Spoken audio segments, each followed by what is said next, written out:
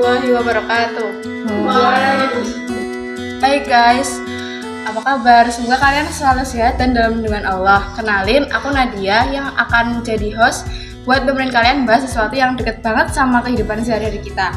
Topik kali ini adalah cinta dalam pandangan Islam. Ngomongin cinta tuh kayak gak pernah ada habisnya ya. Dari anak SMP, SMA, kuliah, kerja, bahkan sampai orang yang udah nikah pun pasti semuanya pernah ngerasain yang namanya cinta. Pertanyaannya, cinta yang kita rasain selama ini tuh udah sesuai belum sih sama yang ada di dalam tuntutan Islam? Kadang kan kita suka mikir ya, cinta itu perasaan yang datangnya tiba-tiba dan gak bisa dikontrol. Tapi justru Islam ngajarin kita cara gimana kita ngontrol perasaan cinta dengan baik, biar gak cuma jadi perasaan yang manis di awal doang, tapi juga bisa menuntun kita ke jalan yang lebih baik. Nah, biar obrolan kita makin seru dan bermanfaat, hari ini aku gak sendirian nih. Aku ditemenin sama Mbak Dinda dari Gen 14. Kenalan dulu dong, Mbak. Halo semuanya, Assalamualaikum. Perkenalkan, nama aku Adinda Zakia Wibowo, biasa dipanggil Dinda. Aku alumni SMP Alam Nurul Islam generasi 14. Nah, Mbak, aku mau nanya nih, menurut Mbak Dinda, gimana sih arti cinta dalam pandangan Islam?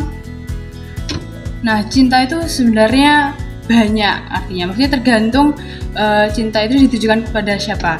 Nah, kalau dalam Islam itu Rasulullah SAW pernah bersabda, tidaklah sempurna iman seseorang hingga ia mencintai saudaranya sebagaimana ia mencintai dirinya sendiri.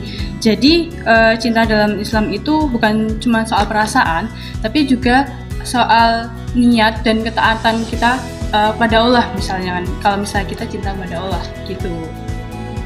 Tadi kan kita udah membahas tentang arti cinta nih. Kalau dalam Islam itu gimana sih definisi cinta yang benar-benar sehat gitu? Nah, definisi cinta yang sehat itu tentunya kita mengartikan cinta itu sebagai kasih sayang, atau yang mana cinta itu bertujuannya untuk kita bisa saling mengenal satu sama lain, bisa saling tolong-menolong gitu misalnya. Bukan yang mana cinta itu menjerumuskan kita kepada zina atau malah akhirnya berdosa gitu. Kalau sekarang kan lagi ngetren, yang ngetren tuh kayak HTS, TTM. Nah itu sebenarnya boleh nggak sih Mbak kalau dalam Islam kita ngekerasin orang tapi sampai HTS, TTM gitu?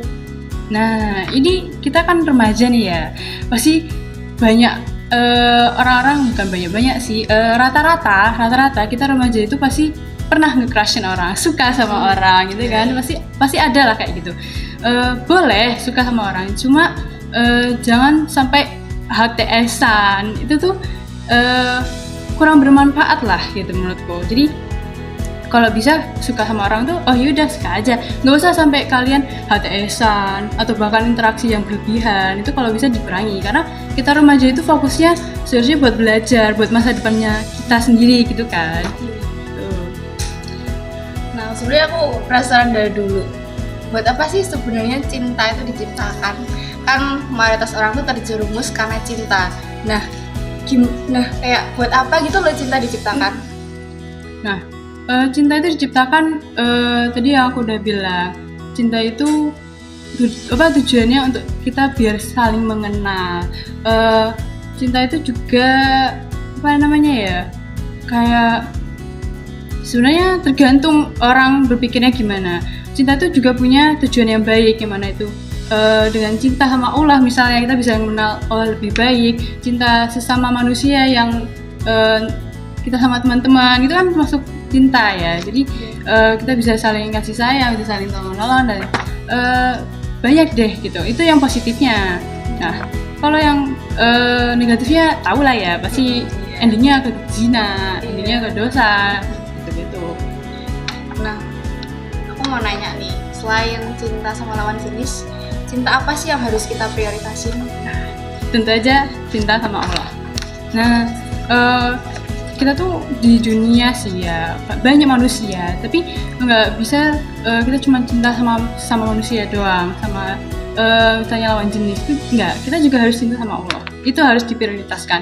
Karena kalau kita nggak cinta sama Allah, otomatis kita nggak kenal Allah, yang mana nanti endingnya kita bisa jadi ke jalan bukan ke jalan yang benar lagi, malah belok gitu misalnya, na'udzubillah. Tadi kan katanya kalau zaman sekarang kan banyak remaja yang belajarnya jadi keganggu ya karena urusan percintaan. Nah, gimana sih tipsnya biar proses belajar kita nggak terganggu sama urusan-urusan percintaan yang emang menjerumuskan ke dosa, Mbak? Nah, kayak aku bilang tadi, boleh kita cinta, boleh kita suka sama orang, tapi kita juga harus manage waktu kita sendiri kan, harus kita kontrol sendiri. Nah, tipsnya tentu aja kita jangan terlalu mikirin orang itu misal. Jadi jangan terlalu suka banget, boleh suka, tapi jangan sampai kalian sehari itu pikirannya sama dia terus, jangan. Diusahain kalian tetap fokus belajar. Jadi cinta itu ya selingan aja lah bisa dibilang. Jadi tetap fokus belajarnya aja, fokus sibukin diri kalian ke hal yang positif lah biar nggak terjerumus sama cinta-cintaan tadi itu. Kalau tips ngelola perasaan tertarik apa suka gitu biar nggak melanggar batasan dalam Islam itu gimana, Mbak? Nah, kita suka sama seseorang itu pasti mulainya dari mana? Dari mata. Kita lihat seseorang, wah dia menarik nih, wah dia ganteng nih, wah dia cantik nih. Itu kan pasti dari mata. Otomatis kita harus jaga pandangan dong. Diusahain jaga pandangan kalian dari orang-orang yang misalnya ya lawan jenis lah gitu kan. Terus apalagi? Ngontrol diri kita aja sih, ya itu tadi. Jangan terlalu mikirin soal cinta, jangan terlalu mikirin soal suka, tapi kita juga harus mikirin belajarnya kita, sekolahnya kita, yang mana itu buat masa depan kita yang pasti gitu loh. Kan kalau kita suka sama orang belum tentu kan kalau orang itu Suka balik. iya itu, atau misal belum tentu orang itu bisa jadi jodoh kita di masa depan gitu kan. Apa sih yang harus kita lakuin ketika teman kita ada yang suka sama orang tapi terlalu berlebihan sampai mengganggu proses belajarnya dia? Nah, sebelum aku jawab itu, aku pernah baca itu ada Rasulullah SAW bersabda, agama itu nasihat, hadis riwayat Muslim. Nah, itu maksudnya kita kalau ada punya teman suka banget sama seseorang sampai berlebihan, ya kita coba ingetin dulu pelan-pelan, bicara ngomong baik-baik, kenapa kamu suka banget sama dia sampai berlebihan kayak gitu. Terus pelan-pelan kita tarik lagi dia ke jalan yang benar. Terus jangan lupa doain dia, habis sholat kita berdoa, sebut nama dia, semoga dia bisa ke jalan yang benar. Semoga rasa sukanya itu tetap ada, cuma bisa mengurangi tingkahnya dia yang berlebihan lah. Tuh. Biar lebih terkontrol. Iya. Nah, kalau jenis-jenis cinta itu kan banyak banget ya, Mbak. Mungkin salah satunya ada cinta sama diri sendiri. Aku nyari-nyari itu ada di surat Atin ayat 4 yang artinya, sungguh kami telah menciptakan manusia dalam bentuk yang sebaik-baiknya. Itu kan menjurus bahwa kita tuh harus lebih cinta sama diri sendiri.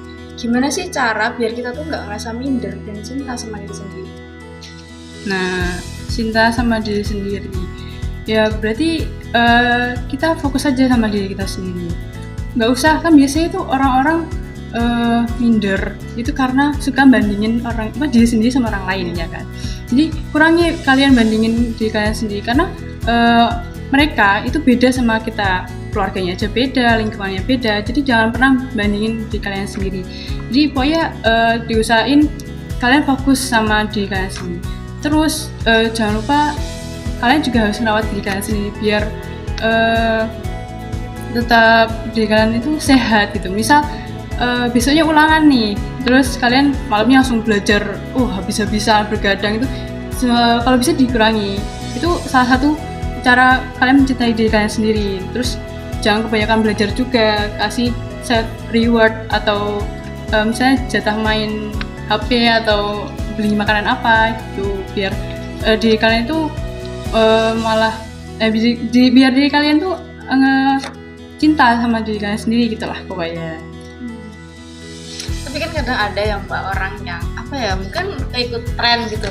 Mereka itu mungkin masih SMP gitu, tapi mereka tuh udah make upan yang berlebihan dan kadang mungkin itu nggak cocok sama muka mereka. Jadi kayak malah bikin muka mereka itu tambah rusak gitu, Mbak. Nah, itu kalau ada teman kita kayak gitu, gimana sih cara nyadarin dia? Kalau misal kita nasihatin dia tapi nggak apa-apa, itu gimana caranya, Mbak? Wah, ini lumayan ya. pokoknya diusahain kita nasihatin. Kalau emang udah susah, mungkin kita bisa kayak apa ya, tetap pelan-pelan dinasihati, kasih tahu itu ya tren, cuma kalau bisa jangan terlalu berlebihan. Kalau emang sudah susah banget, ya bisa mungkin cerita ke guru BK biar mungkin gurunya bisa ngatur dia kan, karena biasanya teman sendiri itu kadang susah didengar sih. Mereka bakal dengar kalau udah guru yang ngomong biasanya. Iya.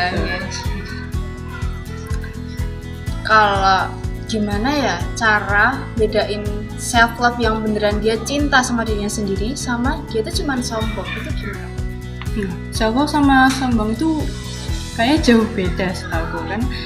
Self love itu ya kalian cinta sama diri kalian sendiri. Kalau sombong itu kayak kita nganggap diri kita kuat, kita tuh cantik loh, gitu tuh kan sombong ya. Kalau misalnya self love itu berarti kita fokus sama diri kita sendiri, nggak usah bukan kita mamerin gimana kayak apa ya, bukan kita mamerin tindakannya kita yang hebat, yang kuat, yang keren gitu, bukan, karena itu emang dirinya kita sendiri. Terus sombong tuh pokoknya jauh beda deh sama self love yang gitu. Nah, kalau di dalam Islam level tertinggi dari cinta itu kan cinta sama Allah ya.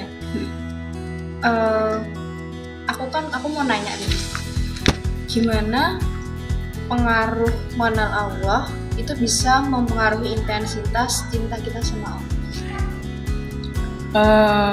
Kalau kita nggak kenal Allah kan pasti kita nggak ada cinta, ya nggak? Iya. Nah makanya biar kita bisa cinta sama Allah itu tentunya kita kenal sama Allah, kita sering beribadah, itu kan lama-kelamaan kita kenal sama Allah, kita dekat sama Allah, itu kan lama-kelamaan kita makin cinta sama Allah gitu. Ya nggak? Iya sih. Kalau menurut Mbak Dinda sendiri ya, apa hambatan yang paling umum ditemui sama remaja zaman sekarang terkait proses cinta sama Allah? Nah itu salah satunya yang langsung aku terpikirkan itu terbawa arus. Nah apa ya, karena terbawa arus tuh udah biasanya susah ya kan, tapi kalau biasanya jangan terbawa arus sih, karena aku kan sekarang di SMA negeri ya kan. Nah, jujur masa-masa itu banyak culture shocknya, jadi pernah hampir terbawa arus, tapi habis itu aku balik lagi kan ya, karena emang susah buat apa namanya tetap taat gitu-gitu, apalagi di sekolah negeri ya misalnya gitu. Jadi hambatannya yaitu terbawa arus, terus habis itu mungkin lingkungannya kalau emangnya itu lingkungannya negatif, banyak pergaulan bebas dan sebagainya gitu kan, otomatis bisa jadi hambatan buat kita dekat sama Allah gitu kan. Bahkan karena yang di pesantren aja nggak menjamin hubungannya lebih bagus. Iya, apalagi itu. Nah, pertanyaan terakhir nih, ada nggak sih pesan dari Mbak Dinda buat remaja-remaja di luar sana yang lagi terlalu larut sama cinta dan kebawa arus? Nah, kembalilah kalian kepada jalan yang benar. Jadi boleh kalian suka, boleh kalian crush, boleh kalian cinta sama seseorang, tapi ingat tetap selingan, tapi tetap jangan anggap cinta itu benar-benar yang harus kalian prioritasin banget, karena ada cinta Allah yang harus kalian lebih prioritasin. Terus ada proses belajar juga, kalian masih remaja, kalian masih di masa-masa pengembangan diri. Jadi kalau bisa kalian tetap kurangi cinta-cintaan itu, terus fokuslah kalian belajar buat ngejar masa depan kalian. Ini ada pertanyaan pesanan nih. Jadi berdasarkan pengalaman Mbak Dinda, gimana sih lingkungan SMA-nya Mbak Dinda memandang percintaan gitu? Nah, coba aku flashback dulu ke SMP. Nah, SMP ini kan SMP Alhamdulillah Islam. Nah, di sini juga kita jarang bawa HP kan, malah nggak boleh kan. Makanya kita dulu, kalau ada sukaan itu biasanya kalau nggak serat-seratan ya kadang ketemuan sunyi-sunyi gitu kan. Backstreet. Iya. Nah, ada dulu kayak gitu, atau cuman ya sekedar suka aja terus nyebar ke seangkatan itu juga pernah. Terus kalau di SMA ini kan aku baru awal-awal kan ya, jadi ada sih temen yang suka, banyak lah itu, udah ada yang aku suka ini udah banyak. Tapi yang sekarang kan di SMA tuh udah ada HP ya, bisa bawa HP kan, pasti ya kalau nggak ketemu langsung biasanya chatan gitu. Jadi atau bahkan sekarang itu kebetulan ada temanku yang pacaran tapi bukan muslim sih gitu. Jadi ya gitu deh, kalau yang muslim itu sejauh ini belum ada sih, baru ada temanku yang suka aja gitu. Terus ya tentunya beda banget sih, karena kalau SMP itu kan pasti biasanya, sekarang aku yang SMA lihat anak SMP yang suka cinta-cintaan tuh kayak ini kayak gini banget sih gitu kan, kayak biasanya berlebihan gitu kan. Kalau SMA tuh ya iya suka-suka, cuma bisa mereka mikirnya lebih dewasa dikit gitu loh kalau soal cinta-cintaan. Sebenarnya jujur aku hari ini tuh ngerasa dapat banyak insight baru tentang gimana cinta mandang Islam, yang bukan cuma tentang perasaan yang bikin kita salting, tapi juga tentang gimana cara kita mengendalikan diri biar nggak berlebihan. Ternyata cinta itu belum tentu nambah dosa ya, cuman tergantung aja gimana cara kita nempatin cinta itu yang bikin nilai atau artinya jadi beda. Kalau dalam aku sendiri ya, kalau cinta itu bikin kita makin dekat sama Allah dan makin semakin memperbaiki, berarti itu cintanya sehat ya. Tapi ketika cinta itu bikin kita jauh dari ibadah, lupa soal batasan, dan justru bikin kita lalai dalam beribadah, nah itu bisa jadi tanda nih kalau misalnya kita perlu rehat sebentar dan introspeksi. Terakhir, aku mau ucapin makasih buat narasumber kita hari ini atas waktu dan ilmunya yang luar biasa. Semoga dibalas dengan berkali lipat lebih baik sama Allah. Ingat ya teman-teman, cinta itu bukan tentang siapa yang bikin kita dekat, tapi siapa yang bisa memberi kita menuju jalan yang lebih baik. Aku Nadia sebagai host pamit undur diri. Wassalamualaikum warahmatullahi wabarakatuh. Waalaikumsalam warahmatullahi wabarakatuh.